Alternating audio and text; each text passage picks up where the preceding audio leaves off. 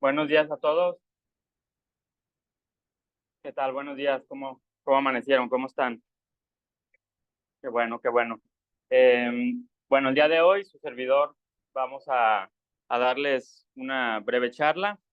Tenemos el día de hoy a nuestro jefe de enseñanza, el doctor Ábalos, que nos acompaña. También, bueno, nuestra tutora, la doctora Esmeralda, que es la encargada de nuestro módulo. El día de hoy iniciamos con el módulo 3. Nuestro coordinador, el doctor Gonzalo, me apoyó bastante y su servidor, Emanuel Franco, vamos a dar por inicio nuestra charla. El día de hoy vamos a hablar sobre las técnicas de anestesia y manejo de complicaciones. La verdad es que es un tema que de pronto no profundizamos mucho, creo que a veces lo dejamos un poco a un lado y a mí personalmente me pareció muy importante dar algunos énfasis en algunos puntos que les voy a ir diciendo y espero que podamos ir aprendiendo. Cualquier duda me pueden decir sobre la marcha y lo vamos platicando. Vamos a iniciar. La idea del objetivo el día de hoy es hablar un poquito de la historia, conocer un poquito cómo se fue dando esto de la anestesia, generalidades, entender un poquito la farmacocinética para poder saber aplicarlo. Obviamente las técnicas de anestesia y las complicaciones, que como sabemos, solamente quien opera no tiene.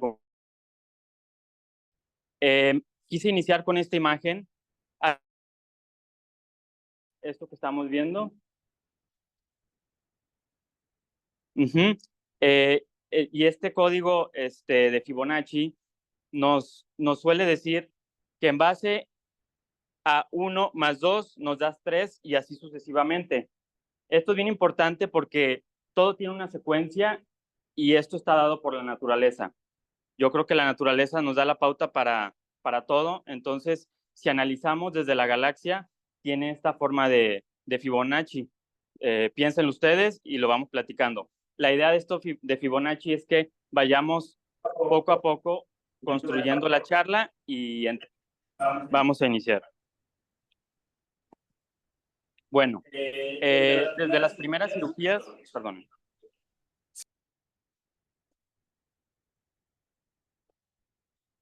Desde las primeras cirugías que se iniciaron de cataratas, por ahí data la historia que los egipcios fueron los primeros en documentarlo. Me parece interesante mencionarlo porque en aquellos tiempos no se tenía como tal una anestesia, entonces la forma de tratarlo era desde un golpe, un traumatismo para luxar el cristalino y bueno, imagínense sin guantes, sin sedación, sin anestésicos, vaya, o sea, qué forma, ¿no? Y bueno, se estima que fue pintado en el año 2630 antes de Cristo, cuando ya se iniciaba con esto. Y bueno, el manuscrito más antiguo es el de Hammurabi, donde se encontró que estas técnicas ya se empezaban a dar en base a tratamientos a los pacientes. Vamos a la siguiente.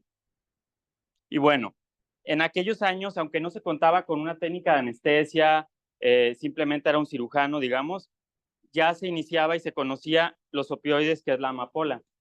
Me pareció importante mencionar, esta fue descubierta en España en los años 4200, cuando fue antes de Cristo, cuando se iniciaba la idea de poder anestesiar a los pacientes para que pudieran tener un mejor resultado en base al tratamiento. Esta planta se cultivaba y le llamaban la planta de la felicidad, ya sabrán por qué.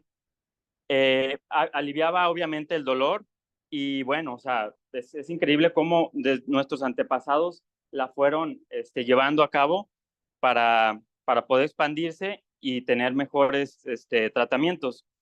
Se hizo una estigmatización porque, bueno, se dieron cuenta también que ya había algo de alguna manera, una adicción, ¿sale? Y bueno, también desde China y en aquellos años se hacía un medicamento o una solución donde lo tomaban y ya se iniciaban los tratamientos. Vamos a la siguiente. Bueno, cuestión de la farmacocinética, sí quería comentarles que es un área que nos estudia cómo funcionan los medicamentos, cómo se absorben dependiendo del lugar de absorción, cómo se distribuyen, su metabolismo y también cómo se van a eliminar. ¿Por qué es importante esto? Porque en base a esto vamos a saber elegir el tipo de medicamento y también dependiendo del paciente, sus condiciones, qué es lo que necesita, qué tipo de cirugía vamos a hacer y cuánto tiempo va a durar la cirugía. ¿Sale?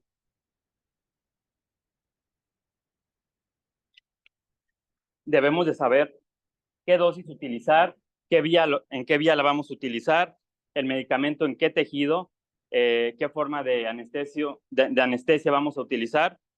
Y bueno, el flujo sanguíneo por medio de los vasoconstrictores son los que nos van a dar la pauta para iniciar este efecto del fármaco o droga, por así decirlo. Vamos a la siguiente, por favor.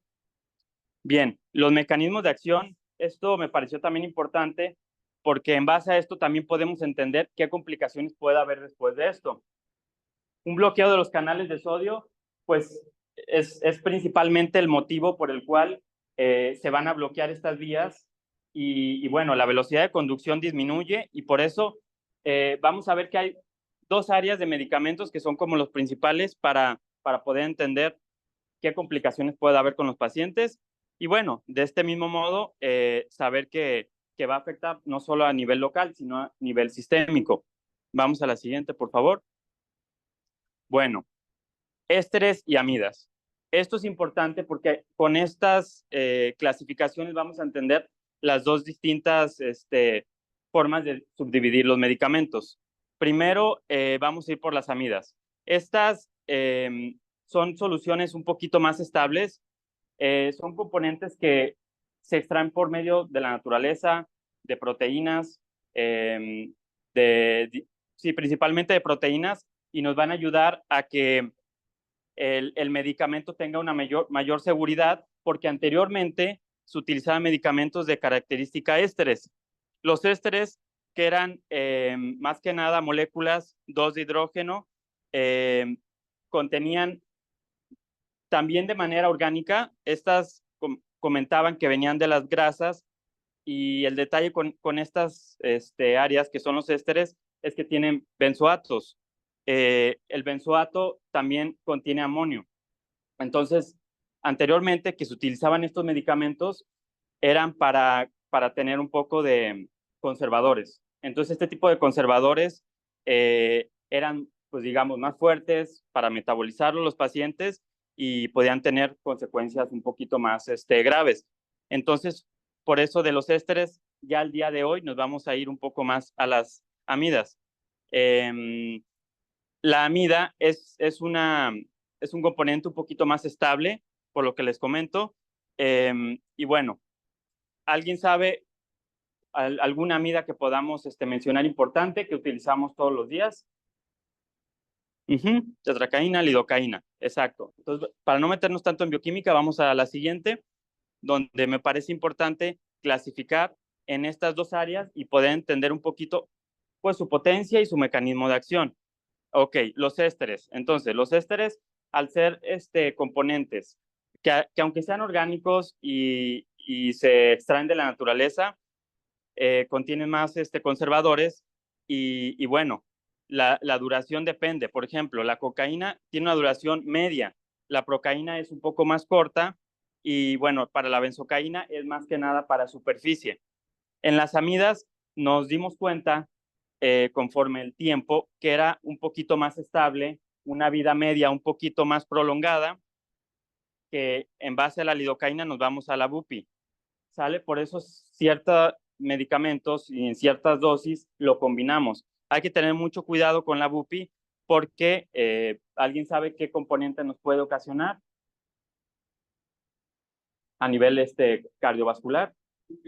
Exactamente, y bueno, puede haber un bloqueo AB y bueno, puede caer en sedación totalmente el paciente e incluso en paro. Por eso nos apoyamos mucho con los anestesiólogos dependiendo de cada paciente para saber qué tanto podemos jugar con una combinación de estos. Pero nos vamos a ir entonces más a las amidas, ¿sale? Vamos a la siguiente, por favor. Muy bien. quería como de manera introductoria mencionar un poquito de las distintas técnicas de anestesia que vamos a hacer. Sobre todo son las que más utilizamos nosotros y aunque las tenemos, digamos, día a día, a veces ignoramos algunas cosas, ¿no? Actualmente la cirugía moderna que hacemos hoy en día se ha hecho a un lado distintas técnicas. Incluso ahora ya mayormente utilizamos de forma tópica.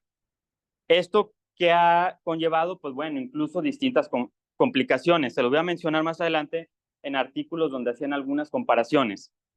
Y bueno, vamos a hablar un poco de bloqueos, de anestesia sistémica y vamos a la siguiente, por favor. Muy bien. Unas técnicas de anestesia sistémica, pues hay que saber con qué pacientes lo vamos a indicar y lo vamos a valorar. Pacientes adultos mayores que a lo mejor tienen alguna demencia. No hace mucho el doctor Gonzalo estaba en una cirugía y quizá por falta de información, el paciente a lo mejor no lo comentó antes, a lo mejor uno no lo preguntó. Comentó que tenía claustrofobia a media cirugía y moviéndose en un paso muy importante, ¿no, doctor? Entonces, todo esto a qué nos lleva a que una buena historia clínica, un buen análisis del paciente nos puede llevar a evitar una complicación dada después por lo mismo. Entonces, hay que saber si vamos a hacer una sedación leve, los medicamentos preferidos generalmente para ocasionarlo, propofol, midazolam, fentanilo o una combinación de ellos. Hay que monitorizar muy bien en cuestión de saturación de oxígeno, por ejemplo, a nivel cardiovascular y siempre una buena supervisión, que a veces no lo hacemos como tal, a veces confiamos demasiado en nuestro anestesiólogo, pero siempre hay que estar también de la mano, ¿no? Vamos a ir más profundo cada vez, vamos a la siguiente, por favor. Bien, como anestesia tópica, ¿quién no utiliza la tetracaína, no? Tiene ventajas, que es muy sencilla, quizás no le va a llevar problemas posteriores al paciente porque es muy cómodo, aunque no proporciona asinesia. La asinesia es bien importante cuando queremos con los pacientes una cuestión bien importante. ¿Alguien sabe qué es la asinesia?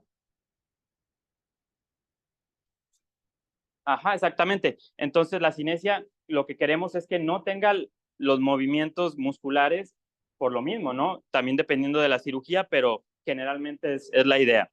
En cuestión de superficie, la tetracaína, pues bueno, puede tener componentes de cambios epiteliales leves. Por ahí un estudio nos decía que entre 12 al 22%, obviamente depende de la dosis. Mencionaba la literatura que bueno, la dosis puede ser hasta 5 mililitros de tetracaína, pero bueno, inclusive cada mililitro tiene 20 gotas, tampoco le vamos a poner 100 gotas, ¿no? Va a haber un daño epitelial en un menor porcentaje y bueno, la vamos a evitar en casos de queratopatía severa por lo mismo, ¿no? La siguiente, por favor.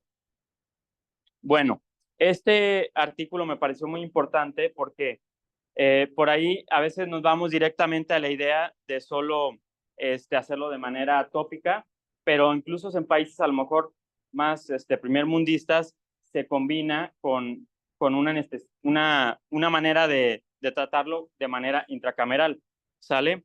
Aquí, ¿qué queríamos valorar? En este estudio que se valoró en años 2006 me parece, pero después 2020 se actualizó, la idea era comparar la anestesia nada más tópica con intracameral. ¿Qué se encontró? Que más que nada, de manera intraoperatoria, los pacientes no tenían dolor o menos dolor de manera combinada, a que si solo es de manera tópica. Y bueno, disminuyó la percepción del dolor un 60% de manera combinada con lidocaína intracameral. Hay que mencionar que debe ser libre de conservadores, ¿sale? Y bueno, no aumenta la toxicidad ni tampoco va a disminuir el dolor posoperatorio, que es lo que les comentaba. Más que nada es de manera durante la cirugía y posterior a la cirugía, pues bueno, no tenemos el beneficio, pero si durante la cirugía el paciente tiene menos molestias, creo que vale la pena valorar hacerlo de manera en conjunto, ¿sale? Vamos a la siguiente, por favor. Bueno, en cuestión de la anestesia general, pues también nos vamos a apoyar bastante con nuestro anestesiólogo, ¿no? En pacientes que no cooperan, pacientes pediátricos, como les comentaba, con demencias, un movimiento que tenga algún nistagmo y afecciones psiquiátricas. Entonces, ahí depende mucho de uno valorar al paciente previamente, ¿no? Evaluar beneficios, pro y contras. Por ahí mencionaba la literatura que había una iniciativa en cuestión a elegir sabiamente. Aquí, por lo mismo, es importante valorar la historia clínica previa y bueno, como parte del consentimiento, también nos mencionaba ahí en la literatura que es importante hablar con el paciente y mencionar el tipo de anestesia, qué va a sentir el paciente, cómo se va a sentir, que, bueno, que es parte del proceso durante la cirugía y sobre una manera legal también, comentarlo para el tema ahí de médico legal, ¿no?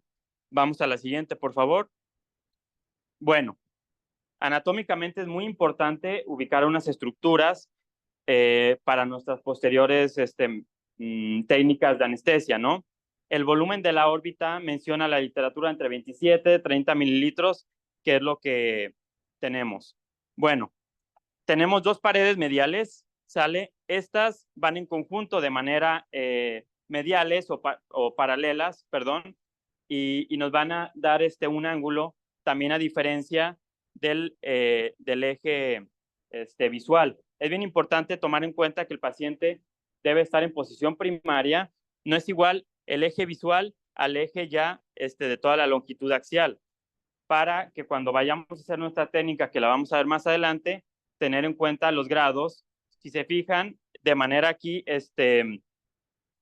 lateral son 90 grados y de manera mediales son 45 grados, ¿sale?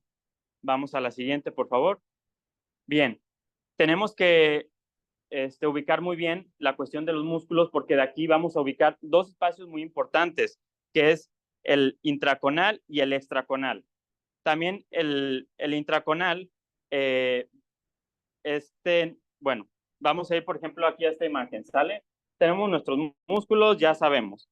El detalle aquí es poder distinguir de manera extraconal o intraconal, dependiendo la técnica, cuál utilizaríamos si quisiéramos hacer un bloqueo perivulvar, por ejemplo. ¿A qué espacio nos dirigimos? Peri. Extraconal, exactamente. Y bueno, de la otra manera, retrovulvar, vamos a ir de manera intraconal, que más adelante les voy a decir cómo va a ser la técnica y cómo lo vamos a hacer, ¿sale? Muy bien. Entonces, el conocimiento muy general va a ser de los fármacos que vamos a utilizar, de la fisiología ocular, dependiendo del paciente en qué condiciones está, y anatómicamente de la órbita. No es lo mismo un paciente que es hipermétrope a un paciente que es miope, en cuestión a la longitud axial.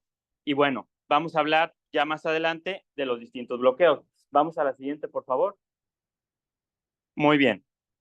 En cuestión retrovulvar. Este es un comportamiento cónico donde dentro de los músculos rectos y del tabique, de manera intermuscular, vamos a dirigir nuestra cánula o nuestra aguja, más que nada. La órbita periférica tiene una grasa un poquito más densa, es importante saberlo. Y en el cono, bueno, tenemos bastantes vasos, tejido conectivo. Por lo mismo hay que saber bastante anatómicamente cómo ubicarnos, a qué profundidad y hacerlo de la manera más segura. Vamos a ver la técnica. Muy bien. Quise iniciar a lo mejor con lo que más hacemos, a ya irnos a lo más específico. De la técnica de subtenon. Bueno, esta técnica es bastante buena, bastante útil en muchos procedimientos. ¿Sale? Vamos a utilizar una cánula que no tenga filo, que sea característica Roma, ¿sale? El inicio va a ser mucho más inicial, de mayor velocidad, y bueno, la cinesia es el único tema que puede ser variable en comparación a un bloqueo. El volumen vamos a utilizar entre 3 a 5 cc, y bueno, Esta es muy utilizada, en nuestra escuela la utilizamos bastante en general en técnicas de catarata, pero bueno, se puede complementar en cirugías en cuestión de retina, en cirugías en cuestión de segmento, en cirugías de terigión, lo hacemos nosotros también. Y bueno, la idea es utilizar una cánula que sea muy noble, ¿sale? Vamos a la siguiente, por favor. La técnica clásica, ¿cuál es? Vamos a iniciar con una anestésico tópico, tetracaína, de manera inicial. Posteriormente, vamos a hacer un buen lavado con povidona iodada al 5%. Después de hacer eso, vamos a hacer una buena asepsia. La literatura menciona que es de lo más importante para evitar alguna cuestión infecciosa. Un espéculo, que puede ser el bléfaro, que lo vamos a utilizar para proteger. La solución va a ser de 3 a 5 mililitros, como les comenté. Se menciona que cada mililitro hay que durar de 3 a 5 segundos para ir inyectando la solución. Cánulas entre 19 y 21 es lo ideal. De pronto utilizamos 19 generalmente y vamos a ver que para los bloqueos generalmente es 22 hasta 25, pero de pronto, pues bueno, no cuentas con el material y se utiliza 22. Por ejemplo, el día de ayer en Tepic estábamos programando cirugías igual, nos tocó subir a quirófano y los bloqueos a nivel se hacían con cánulas o con agujas de color negro. ¿Saben qué número es? Que es como la que generalmente utilizamos.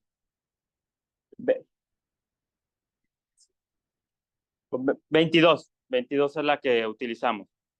Y bueno, esto es bien importante, el cuadrante inferonasal. ¿Por qué creen que el cuadrante inferonasal es el más seguro para hacer nuestro bloqueo o nuestra técnica subtenoniana? ¿Alguien tendrá alguna idea? ¿Cómo? Sí, a nivel muscular es el punto más seguro, ¿sale? Para el bloqueo subtenoniano. Entonces, inferonasal, ¿sale? Vamos a la siguiente, por favor.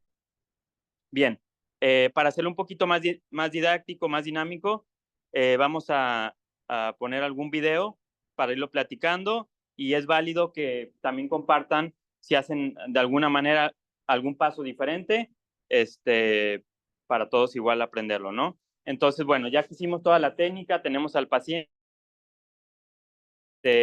con una previa anestesia con tetracaína, como vemos en la imagen. ¿Por qué? Porque pues vamos a utilizar este instrumental que vamos a tocar al paciente, hay que comunicarle muy bien cada paso de lo que estamos haciendo.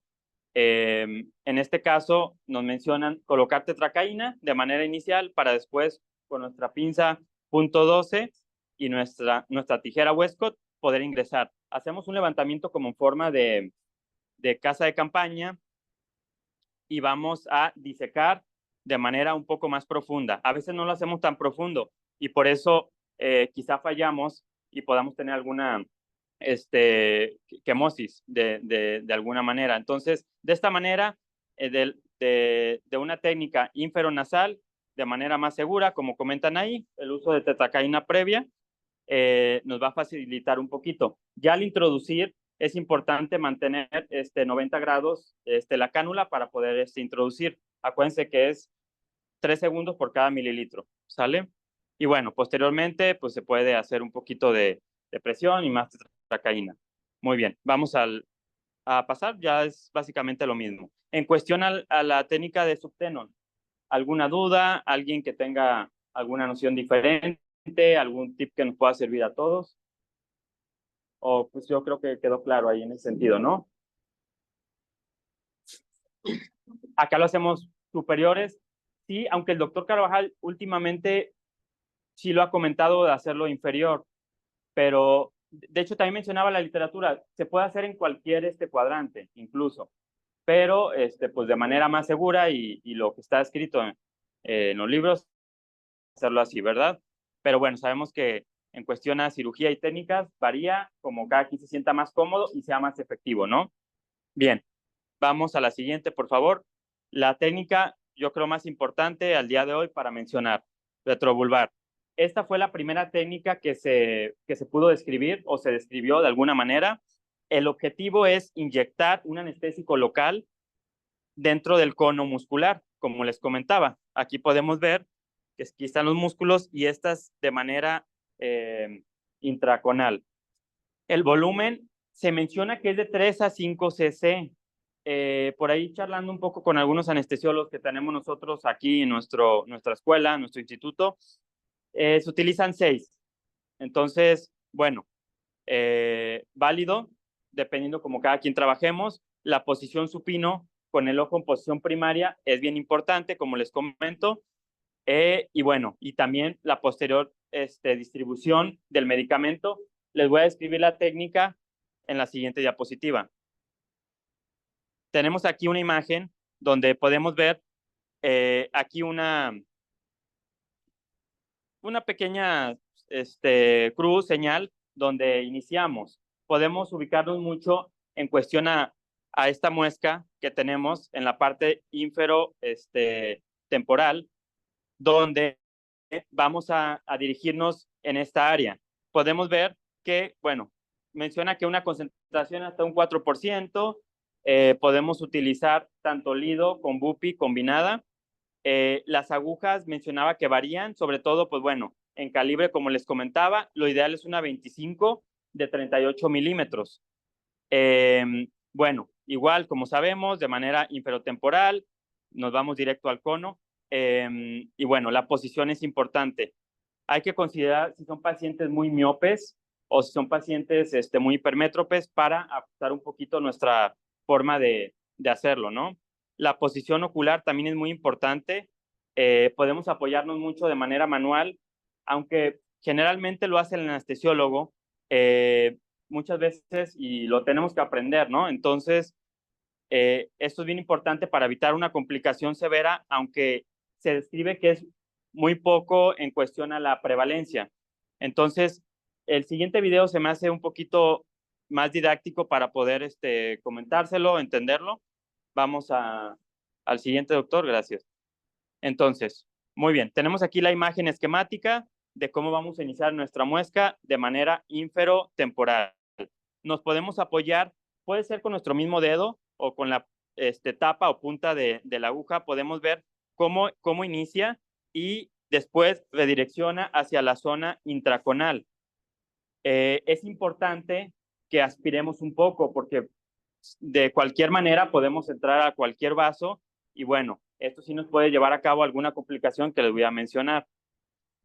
Es importante también, como mencionaba en la literatura, que al hacer la técnica, posterior a ello, hagamos algo de presión durante un par de minutos. ¿Para qué creen que pueda hacer la presión que hagamos? Porque independientemente de eso va a elevar la presión. ¿Cómo?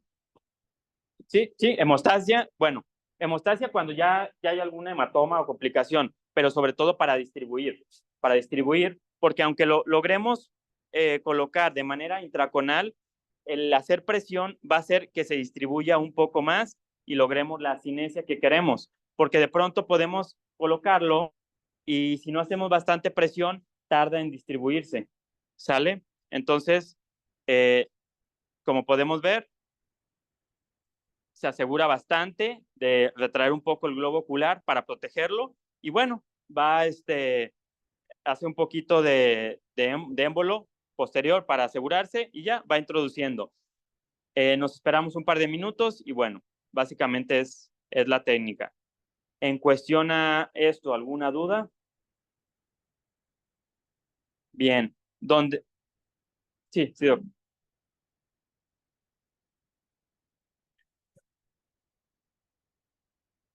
de acuerdo, de acuerdo.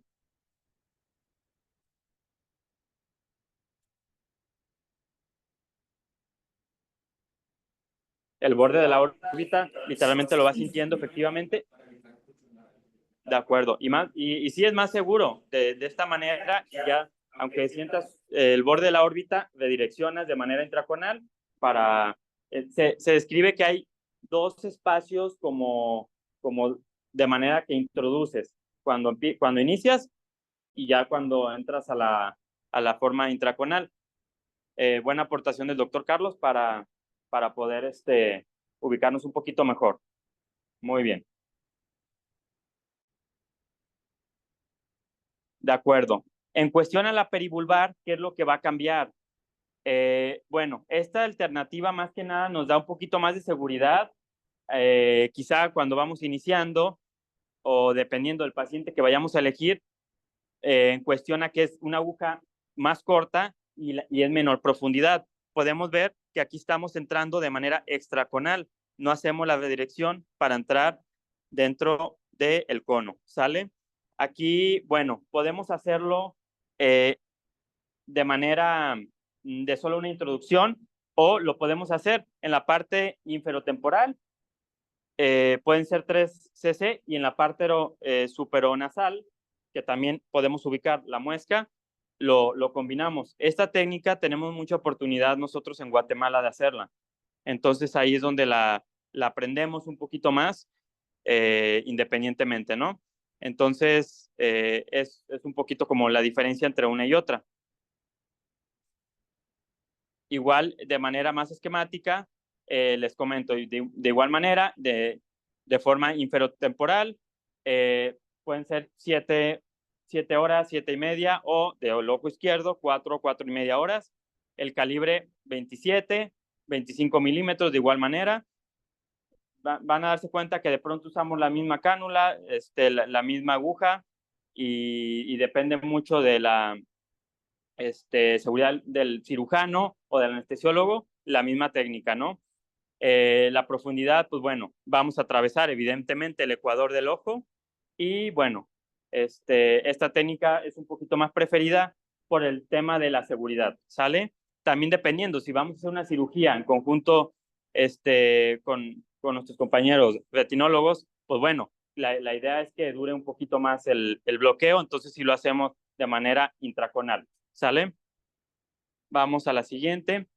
En base a todas estas técnicas, puede haber distintas complicaciones. Alguien que mencione cuál es la primera complicación que solemos tener todos. Ajá, exactamente. Y pues bueno, creo que desde que iniciamos y nos pasa esto, ya como que nos ponemos nerviosos o nos condicionamos, ¿no? Entonces, pues también es la idea evitar una complicación, aunque sea menor, que es la quemosis, ¿sale? Vamos a darnos cuenta que, que puede haber complicaciones serias como una perforación del globo ocular, un aumento de presión o un sangrado o hematoma en la parte posterior por lo mismo. Vamos a iniciar con las más importantes, ¿sale? Muy bien.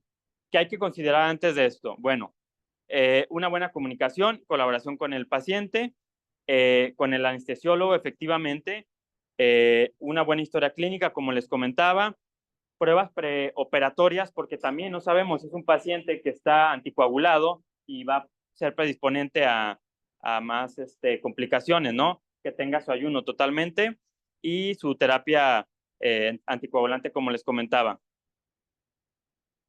Bueno, eh, tanto un hematoma como un sangrado de manera retrovulvar, ¿cómo nos vamos a dar cuenta?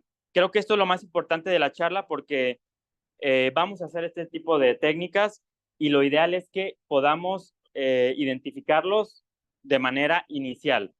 Entonces, va a haber un aumento de la presión, efectivamente, porque estamos inyectando solución, pero ¿qué vamos a encontrar? Vamos a encontrar un edema corneal inmediato. Eso sí, el paciente va a tener bastante dolor. Va a haber una proptosis normal, pero a nosotros al hacer la presión, como les comentaba, 2, 3, 5 minutos inclusive, generalmente lo hacemos de forma comparativa y ya no hay tanta diferencia. Pero si hay una proptosis importante y bueno, vemos también un hematoma desde la parte anterior, hay que hacer un manejo de manera, como comentó el doctor Alfredo, vamos a tratar de hacer algo de presión para la hemostasia, pero a veces no es suficiente. Entonces, aquí hay un manejo que les quise poner en video para entender un poquito más. A veces es muy preocupante, pero la incidencia es 0.07%. Pues no quisiéramos, ¿no? Que entremos en ese porcentaje pequeño al hacer un traumatismo directo sobre a nivel arterial o venoso, ¿no?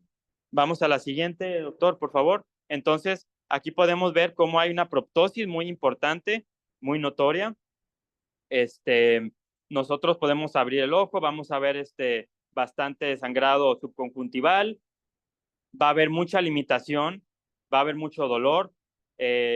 Sobre todo vamos a pedirle que haga los movimientos comparativos y vamos a ver una restricción muy importante. También a nivel de pupilar podemos observar en ambos ojos y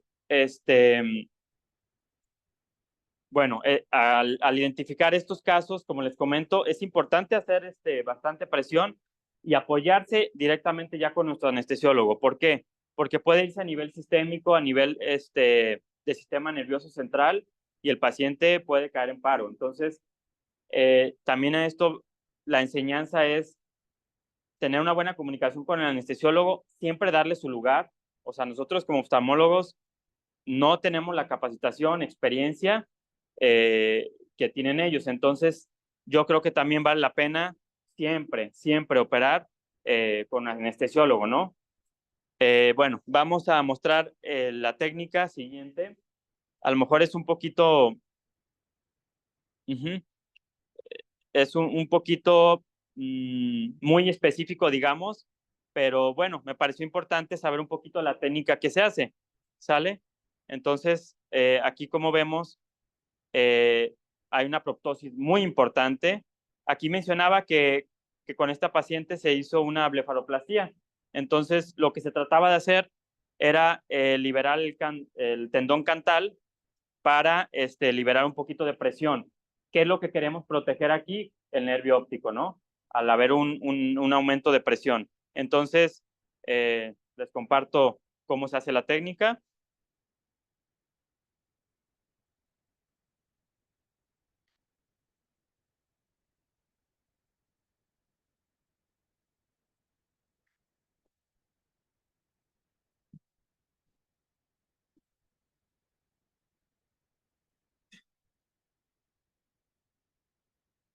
Claro, en estos casos nos vamos a apoyar con nuestros colegas oculoplásticos en caso de no tener la experiencia, ¿no?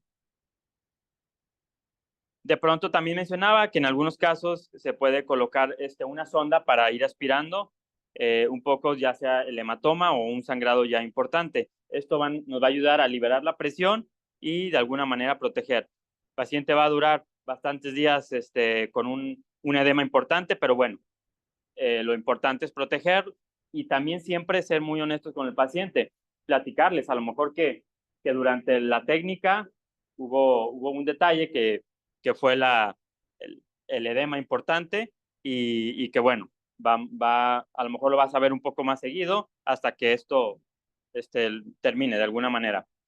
Quería comentarles de manera importante.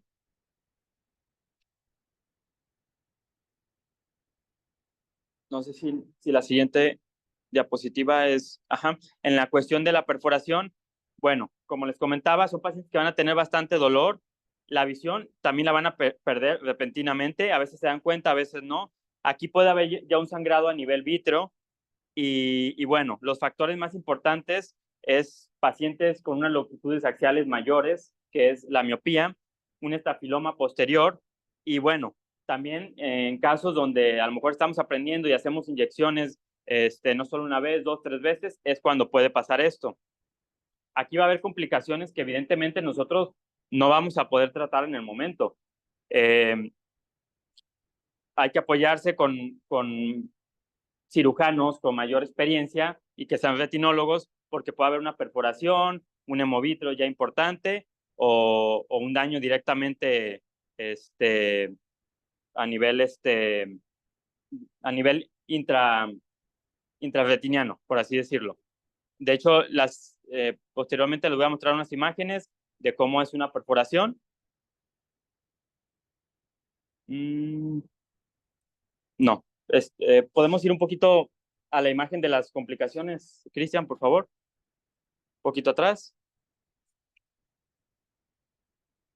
Bien, aquí podemos observar ya lesiones que son dadas por la misma introducción de esta aguja. Entonces, en estos casos, no hay bastante información.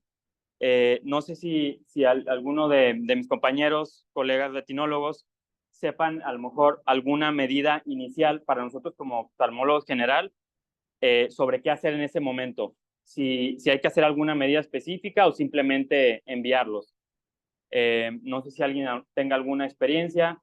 Me gustaría preguntarle, doctor Ábalos, directamente, si tenemos la desgracia probablemente de estar en Guatemala, en un lugar a lo mejor donde no tenemos el acceso directo, ¿qué medida hacer inicialmente para posterior derivarlos de una perforación?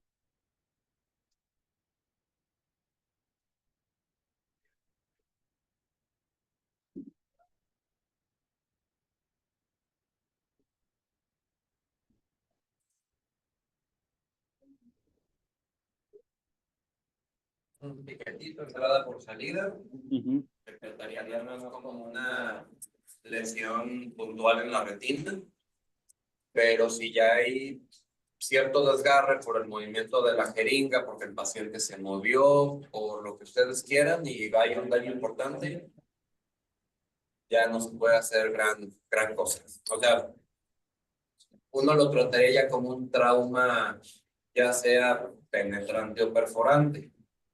¿Cuál es la diferencia entre un trauma penetrante y uno perforante? Penetrante solo un orificio de entrada y perforante de entrada y de salida. O una lesión tipo desgarro, que estén poniendo el paciente se mueva y con el filo. Entonces, ¿qué se haría? Tratarlo como un trauma.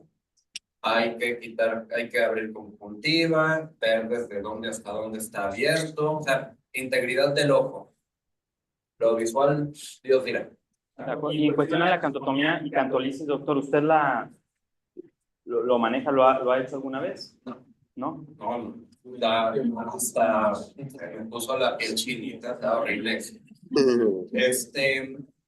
No, yo creo que son medidas desesperadas. Nosotros de vez en cuando tenemos hemorragias retrovulvares. Realmente no son dolorosas. Dolorosa es si nada más se pica y no se deposita medicamento.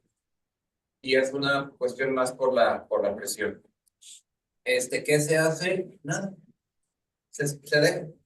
Se le puede pasar un manitol, nada más un mes para reducir un poquito la presión en general.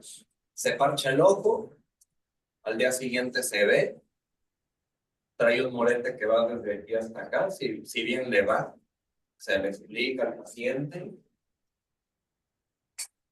Y ya. El ojo está igualito, o sea, nada más así. A las 2, 3 semanas se puede volver a operar sin ningún problema. Sin ningún. Así de sencillo, o sea. Pero si le hacen cantotomía, si abren, si cierran, si mueven, pues les va a quedar una fibrosis, puede tener ya una limitación de movimiento, una cicatriz. Entonces, depende, cada quien lo va a manejar como quiera. De acuerdo. Gracias, doctor, por la aportación. Entonces, bueno, me gustaría que vayamos entonces a la siguiente. Es una propagación de la anestesia del sistema nervioso central. Bueno, va a haber parestesias, van a tener náusea y vómito los pacientes, va a haber una ceguera contralateral y estos pacientes pueden incluso convulsionar. ¿Sale? Va a haber una depresión respiratoria. En estos pacientes sí comentaba la importancia de que por mucho 5 minutos en cuestión de activar el sistema de emergencias e iniciar tratamiento, por lo mismo con nuestro mismo anestesiólogo. Puede haber complicaciones un poquito menos severas. Por ejemplo, vamos a la siguiente, doctor. La quemosis, que ya lo habíamos comentado. Un reflejo oculoemético, lo mencionaba la literatura como simplemente la náusea y vómito que puede tener el paciente. Un vasovagal, que también es importante por un síndrome también compartimental o de reabsorción, o una atrofia del nervio óptico, que esta ya puede ser dada por una perforación, por como nos comentaba la literatura. Entonces, lo importante aquí es que pueda haber complicaciones menores pero hay que saber actuar en el momento. Por ejemplo, en un vasovagal, ¿alguien ha tenido alguna experiencia con algún paciente? Quizá no solo desde la técnica de anestesia, sino hasta desde una iluminación directa. Sí. Yo fui un paciente de ellos, exactamente. Entonces ahí lo importante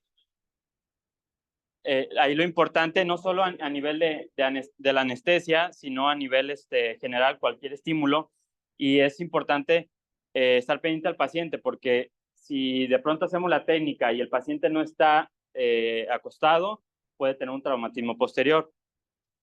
Vamos a la siguiente, por favor. Sobre todo esto, encontramos un artículo muy interesante donde hacía un estudio retrospectivo. ¿Qué quiere decir? Se iba desde el 2008 a 2018, un análisis sobre las técnicas y las posibles complicaciones en base a esto. A lo mejor cuál es la más segura, la que más podemos utilizar y la que más era viable, ¿no? Entonces, la anestesia tópica se comprobó, como les comentaba al inicio, que aumentó bastante en los últimos años, pero ¿qué creen? Esto aumentó la cantidad de rupturas de cápsula posterior y también se comprobó que de endoftalmitis. Entonces, a veces ya estamos llegando al límite de querer hacerlo nada más de manera tópica, ¿sale? Entonces, la anestesia de manera perio retrovulvar nos va a dar más seguridad, obviamente con una buena expertise de hacerlo, ¿no? Bueno, y mencionaba también que considerar todo de manera preoperatorio y que el equipo de quirófano esté muy experimentado. ¿Qué quiere decir esto? Tanto el cirujano, oftalmólogo, anestesiólogo, enfermeros, o sea, todo el equipo debe estar muy capacitado, muy en coordinación para evitar cualquier tipo de complicación, que también puede ser desde alguna infección hasta una perforación, ¿sale? Entonces, aquí lo importante que quería que se quedaran es que, bueno, aunque sea de manera tópica, hay que considerar con qué pacientes vamos a complementarlo, ya sea intracameral o ya sea de manera extra o intraconal, ¿sale? De lo que hemos platicado, ¿alguna duda, algún comentario? De pronto es un tema un poquito a lo mejor más tedioso, más fuera de nuestra área, porque siempre el anestesiólogo obviamente es el que va a dominar y nos va a apoyar bastante, pero desde lo más sencillo que es identificar al paciente, a veces entramos sin conocer al paciente, entonces una buena historia, valorar, platicarlo, si tenemos duda, comentarlo con el anestesiólogo y siempre ayudarnos a las pautas que nos van a dar. Entonces, a eso voy con la siguiente frase que me gustaría que la conozcas, que siempre es desde lo más sencillo a lo más complejo. ¿Sale? Pues muchas gracias por su atención.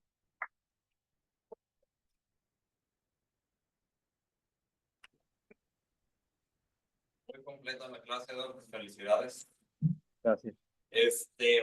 A ver, levanten la mano todos los que operan catarata y retina.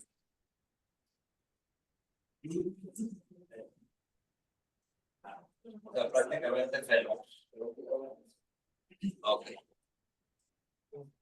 De los que levantaron la mano, ¿cuántos de ustedes bloquean?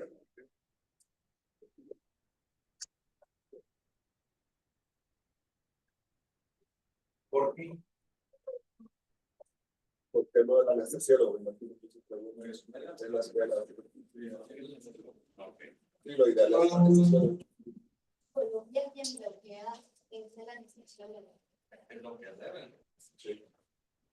Porque si no es su práctica privada, ustedes te van a pagar al anestesiólogo para que literalmente haga nada. ¿Ok? Bueno, eso sí, trae la escuela de que el anestesiólogo pone la música. Unas cumbias hoy. Ahí se ven corrientes. Sí, cómo no, déjame ir los zapatos para operar y me ponen las cumbias. Están operando y después el anestesiólogo empieza con chistes hasta obscenos y todo. Y Anécdota, un día que estaba en el internado, en la finca 14, había un anestesiólogo. Corriente como ella. Y un día llega con un boli. ¿Sí saben lo que es un boli? Sí. De Hielito. lado. Sí, de lado. O sea, de agüita morada, sabor pluma, congelado. Y así. Llámese Pepito, entonces. El boli.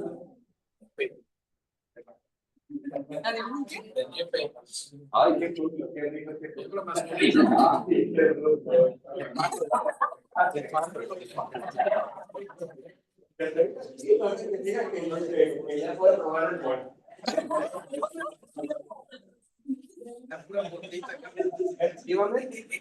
Tenía esta forma, que ya se está imaginando en su cabeza cochina y puerca que tienen, excepto la doctora Andy, que ella se va a casar porque quiere ya probar las mieles de matrimonio. Y en medio de un día, saca el boli morado. Muy explícito el boli, o sea, tenía sus cositas, ¿no? Cosas. Hasta yo dije, wow. Y en media cirugía, ¿saben cuántas venas tiene el nepe? 700. Esta es la respuesta.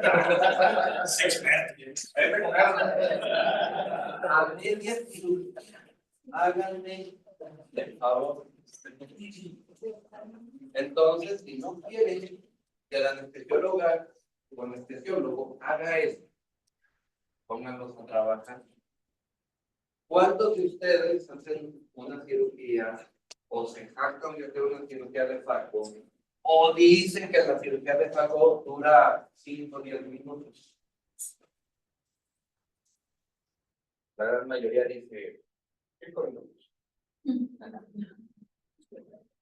Pero el anestesiólogo, primero, ya lo canalizan. Y no sé por qué la gran mayoría de anestesiólogos tienen la cara de mamón. Y el anestesiólogo, pásame al paciente. Prepotencia. No ha llegado ni el equipo quirúrgico y ya está pidiendo el paciente. Y luego, no canalizan. Los divos o las divas no canalizan. El enfermero o enfermera en su charla, primer piquete y el paciente se molesta que porque no le atinaron y el anestesiólogo ya está así. Bien, y criticando. Yo luego canalizo si tanto quiere, ¿no? Después de eso, a una faco, no estamos hablando de retina, a una faco que en sus manitas de cirujano dura 5 minutos o 4 minutos con 59 segundos de inicio a fin, le meten una bomba al suelo con dancetrol, como si fuera quimioterapia o un procedimiento quirúrgico de horas.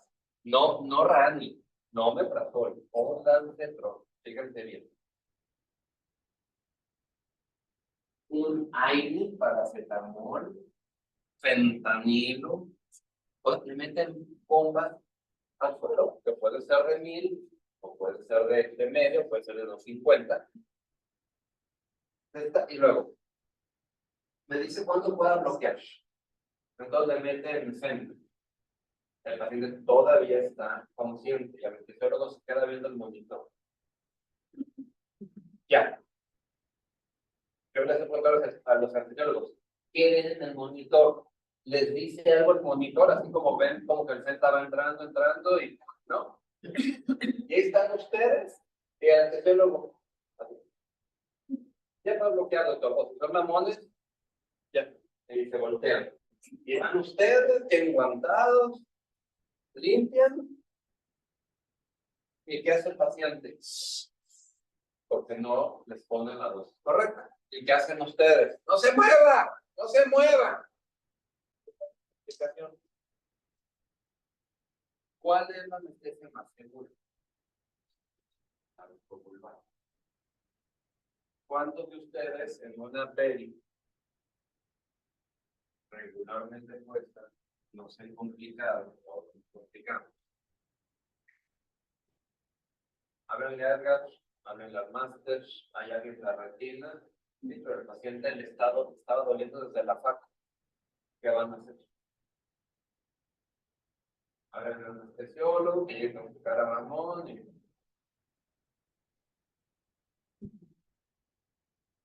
y lo ceda al paciente. Y el paciente se les mueve. Y que dice el retinólogo, está moviendo mucho, que no sé qué, es que el otro. Una cosa. La realidad es que ustedes deben de tener un anestesiólogo que sepa bloquear. Ustedes no tienen que bloquear. ¿Algunos de ustedes alguna vez quiso ser cine y obstetra? Ok. Háganle cuenta que son ustedes. Y van a hacer un masaje. El anestesiólogo está con su voz poniéndole música, preguntándole qué quieren de música. Y yo te bachata, hoy ando romántico, pongan un bachatón, pongan unos santos, alguno de esos que canta así con el boli aquí, ¿no? y que llegue el obstetra y el bloque apueste y el anestesiólogo no va a seguir viendo el bonito. Entonces tienen que tener un anestesiólogo que bloquee, porque como dijo la técnica muy bien el doctor Emanuel, ¿cuántos de ustedes no han visto que literal la anestesia es pican y meten la anestesia, pero así, en menos de un segundo le meten los centímetros que ustedes quieran, algo, y ni siquiera les hacen masaje, luego ponen tegader y a operar. ¿Ustedes creen que ya están especializados? Y esa es la técnica y escuela que se llevan. Y por ahorrarse unos centavitos, a los 30,000 que van a cobrar por un infarto, no llevan anestesiólogos o pagarle, porque no. Una faco, la hago tópica. ¿Cuántos de ustedes se han puesto bajo microscopio?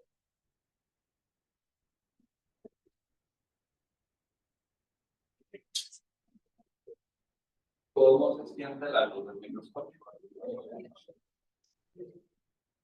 ¿Cuántos de ustedes saben con qué porcentaje de luz operan? Porque ni eso saben. Ustedes nada más se sientan. No prende, háblenle al técnico. O sea, en el hospital público. Madréjense los equipos. Ténganse, Manuel, total, no estoy. No saben ni para qué son los botones. Pero tampoco preguntan. Entonces nada más llegan y lo prenden a la intensidad que es fricción. Y operan televisiones con retroiluminación. Como si necesitaran ver reflejo bonito para ver hasta dónde le dan en la torre de la córnea. Porque tampoco saben quitarle la retroiluminación. Así como está, hola. Pelos. ¿Cuántos de ustedes tienen parámetros guardados propios en el equipo de fármacos? Los demás, ¿con qué parámetros operan? Con el que les dice ISMA, con el que les dice AL, con el que les dice con todos los demás. Todo va de la mano. Todo va de la mano. Tienen que tener sus parámetros para que ustedes sepan. Tienen que tener un buen anestesiólogo, que no sea mamón, que no dé las indicaciones que ustedes, que no meta café, que no meta coca, que la bata no la traiga manchada, que se cambie su traje quirúrgico de la calle con el que llega, porque parece que es un favor. Cámbiese, por favor. ¿Sabes que hay un estudio de las bacterias que traigo de la calle? Son inocuas y creo con el quieren matarlo.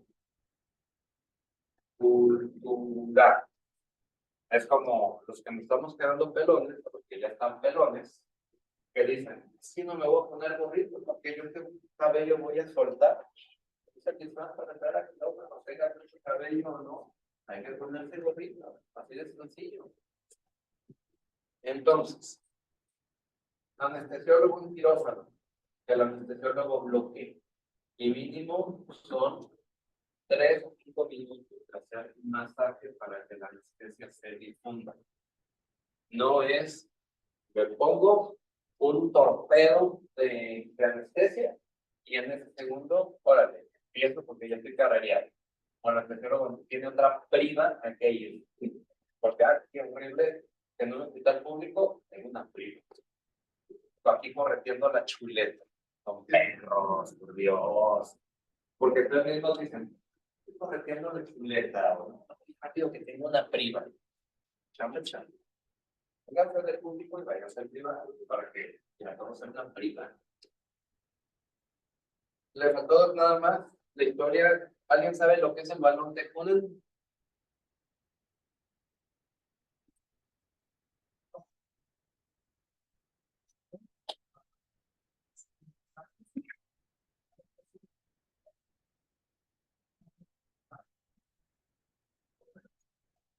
Era una almohadilla inflable, como dice el doctor Gonzalo, tenía el manguito de un manómetro, de un bagonómetro, y traía, pues, como si fuera un velcro.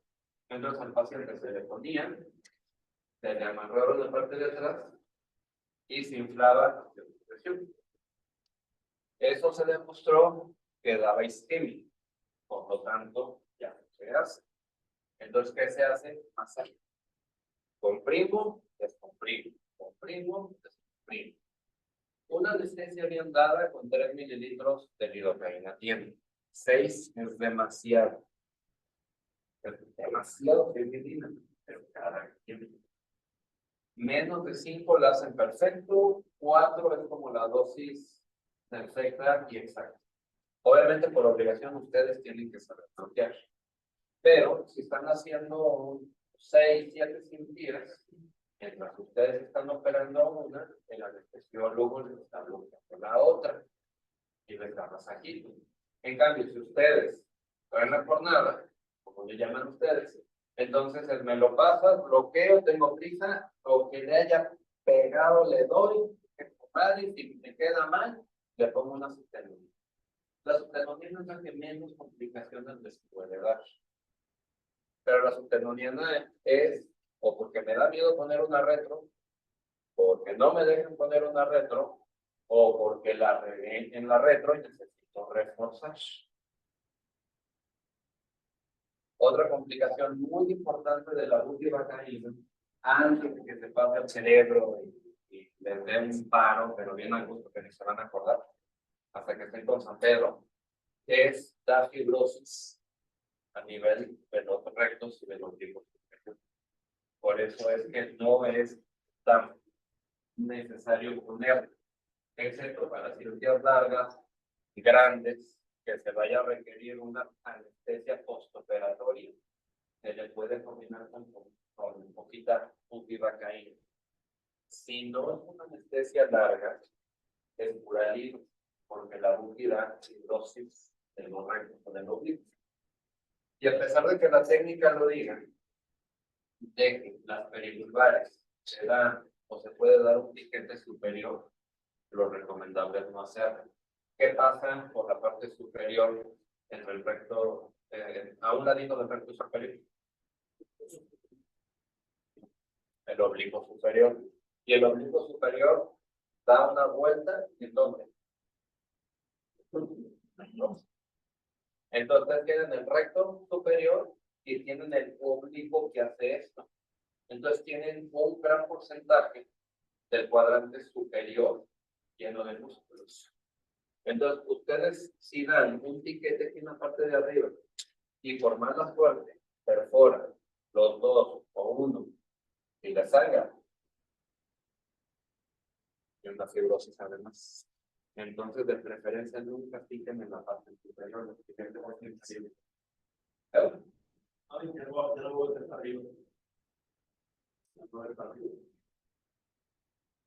Y siempre tener cuidado al momento de dar el piquete. Se dice que los miones, sí, se dice que los hipermetros, sí.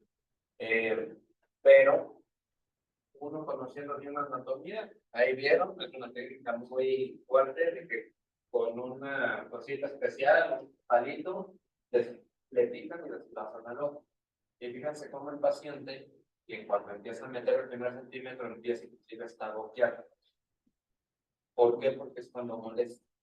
Si le ponen centas, si le ponen algún relajante, pero no lo sedan, el paciente le molesta mucho.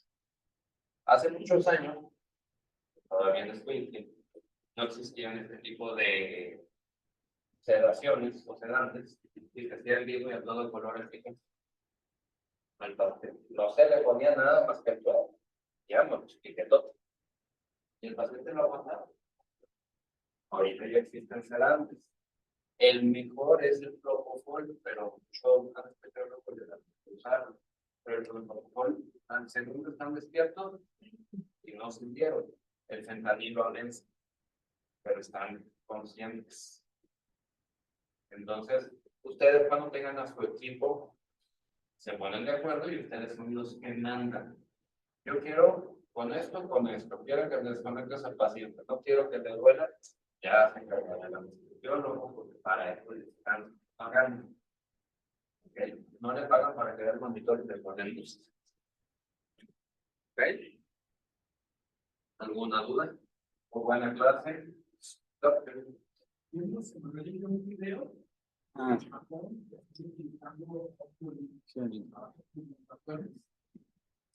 Y me recuerdo que la paciente que yo traía ¿y me cae, perdón? Tiene fobia. Ajá. No pasó nada. Solo digo.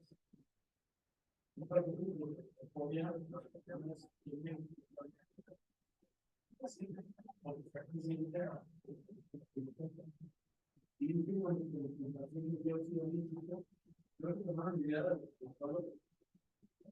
el plan de la vez.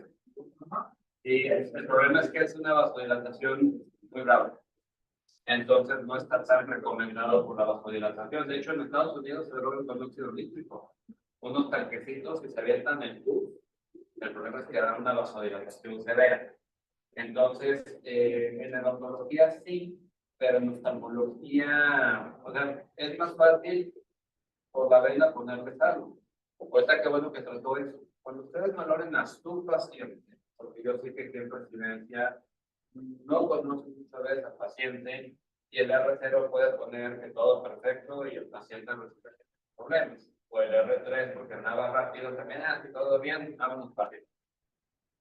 Tienen que valorar la posición del cuello. Los pacientes acuérdense que se tienen que acostar. Las canillas no son cómodas, pero el paciente tiene que estar así. Muchos de los pacientes tienen cierta deficiencia o hay muchos que tienen problemas cervicales. Entonces, de que ustedes vean que el paciente tiene una posición anómala, chequen eso para acostar. Y la claustrofobia. Expliquen a sus pacientes que van a estar todos tapados. Porque muchos de los pacientes no se saben de esta claustrofobia. Hay claustrofobias. Hay claustrofobias que tienen que tener la puerta abierta si no se desesperan. Hay claustrofobias que no se pueden subir a un avión. Y hay claustrofobias que ni cubrebocas pueden poner. Entonces no es lo mismo una claustrofobia de decir, yo tengo que ver la ventana o la puerta abierta, pero si aguantan están tapados. Entonces siempre digan al paciente, va a estar consciente y va a estar completamente tapado. Muchos hay doctor no bueno, pues se pone, se da. No tiene que ser en general, se da un poquito. ¿Por qué? Porque muchas veces nos damos cuenta hasta que estamos ahí. ¿Me va a tapar todo, doctor? Sí. Yo le dije, ay, es que soy claustrofóbica, no pasa nada. Entonces bloquearlo, la atención lo lleva y te pones un medicamento, miren, tranquilos, como si nada pasara.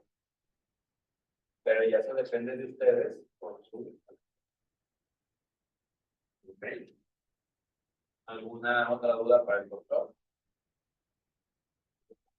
A donde fueran, hagan lo que vienen. Si aquí les dicen que hagan un tipo de anestesia, la hacen. Aquí la idea es que en la clase ustedes ven lo que es la técnica descrita correcta, pero no significa que haya variaciones que no sean correctas. Si ponen 3, si ponen 6 mililitros, son técnicas correctas.